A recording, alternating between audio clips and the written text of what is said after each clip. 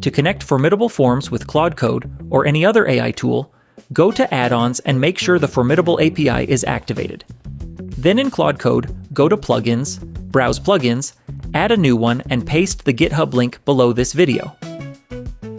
Click Sync, add the plugin, and you're ready to go. Now tell Claude to create an environment file so you can add your application password.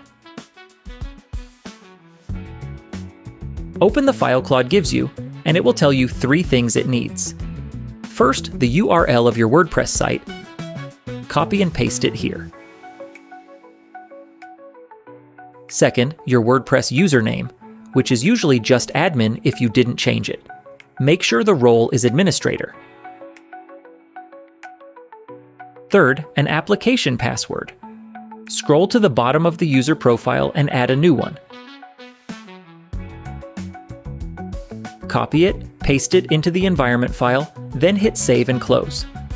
Now test the connection, and as we can see, it works. To learn how to install it in Codex or Cursor, click the link below.